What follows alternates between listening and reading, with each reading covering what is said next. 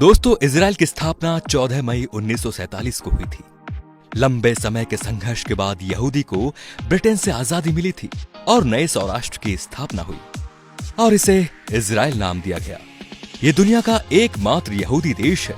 इस देश की सबसे खास बात यह भी है कि पूरी दुनिया में अगर किसी यहूदी बच्चे का जन्म होता है तो उस बच्चे को इजराइल की नागरिकता मिल जाती है और वो जब चाहे तब इजराइल में रह सकता है। इजराइल की राष्ट्रभाषा हिब्रू है।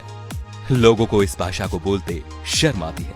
यह दुनिया का एकमात्र यहूदी देश है, परंतु इस भाषा का अंत मध्यकाल में हो गया था। इस भाषा को सीखने वाला भी अब कोई नहीं बचा।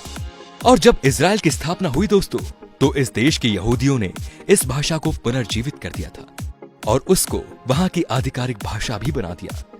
2000 के आंकड़ों के अनुसार यहाँ की जनसंख्या 92 लाख के आसपास है। देखा जाए तो ये दिल्ली और मुंबई से बहुत कम है। क्षेत्रफल में केरल से भी छोटा है। इजराइल एकमात्र ऐसा देश है जहां प्रत्येक नागरिक को मिलिट्री ट्रेनिंग लेना बहुत जरूरी है, फिर वो राष्ट्रपति का बेटा ही क्यों ना हो। उसे कुछ समय के लिए सेना में काम करना अनिवार्य है। वो पुरुष हो या स्त्री, दोनों को जरूरी है। 15 साल से बच्चों की आर्मी ट्रेनिंग शुरू हो जाती है। हाई स्कूल की पढ़ाई पूरी करने के बाद ये ज्वाइन करनी पड़ती है। नियम के अनुसार लड़के को 3 और लड़की को 2 साल काम करना पड़ता है। इजराइल लोकतांत्रिक देश है, फिर भी वहां भारत और ब्रिटेन की तरह लिखित संविधान नहीं है। वो परंपरा और देशवासियों के हिसाब से नियम और कानून बनाते रहते हैं। इजराइल में साइकिल चलाने के लिए भी लाइसेंस बनाना पड़ता है। ये दुनिया के 9 देशों में से एक है जिनके पास परमाणु और सैटेलाइट सिस्टम है। इजराइल की वायुसेना दुनिया के 4 नंबर पर आती है और बहुत ही शक्तिशाली है। और ये दुनिया का एकमात्र ऐसा देश है कि अगर यहाँ पर कोई भी मिसाइल भेजता है तो वो मिसाइल यहाँ पहुंचने से पहले ही नष्ट हो जाती है। विज्ञान के मामले में भी ये सबसे आगे है। मोटोरोला ने अपना पहला मोबाइल फोन इजराइल में ही बनाया था।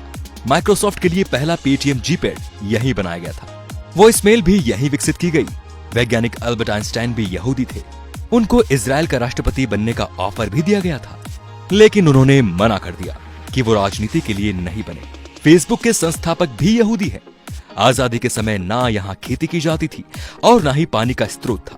फिर टेक्नोलॉजी के चलते चलते आज के समय में 99 खाद्य पदार्थ खुद पैदा करता है। इसके अलावा समुद्र के पानी को पीने और दूसरे काम में प्रयोग भी करता है। यहाँ पर 40 बुक स्टोर है क्योंकि यहाँ सरकार किताबें पुख्ता करवाती है। यहाँ पर 137 बीच है। यहाँ का समुद्र तल सिर्फ 273 सेंटीमीटर लंबा है। यहाँ की एजेंसी मुसाद दुनिया की सबसे ज्यादा खतरनाक है, जो 6 डे वॉर के नाम से जानी जाती है। दोस्तों, इजराइल भारत को अपना सच्चा दोस्त मानता है।